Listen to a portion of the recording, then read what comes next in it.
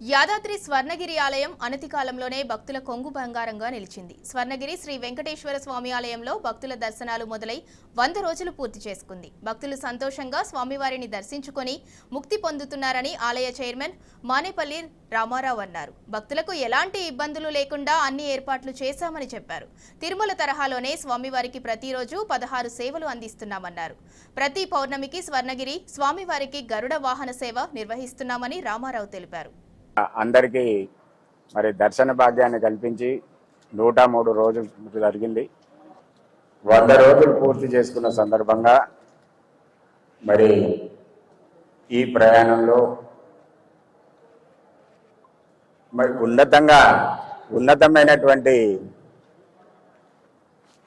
సదుపాయాలను కానీ సౌకర్యాలను కానీ మరి భక్తులకు అందించాలనేటువంటి అటువంటి ఆశయంతో మరి ఈ ప్రయాణం సాగింది.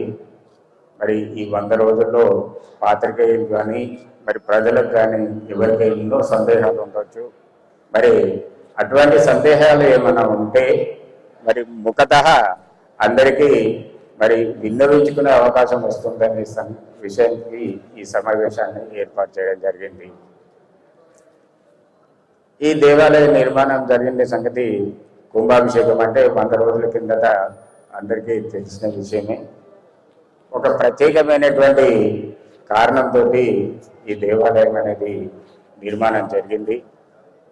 నిజానికి సంకల్పం తీసుకున్నప్పుడు సంకల్పం చిన్నదే అయినా మరి కాలక్రమేణా ఆ చిన్న సంకల్పం ఇంత పట్టుడంపై అన్నట్టుగా మరి పెద్దగా ఎంతో పెద్దగా ఈ ఆలయ నిర్మాణానికి దారితీసింది.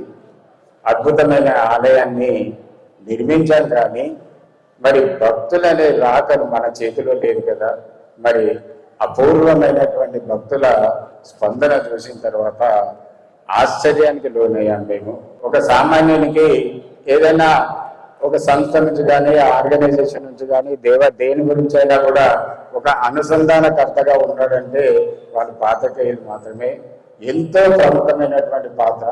మరి వాళ్ళు ఏ విధంగా దాన్ని అంటే పెర్సెప్షన్ వాళ్ళు అనుభూతి చెందుతారో దాన్ని అదే విధంగా మళ్ళీ ఇంకో వాళ్ళకి ప్రజెంట్ చేస్తారు. దాన్ని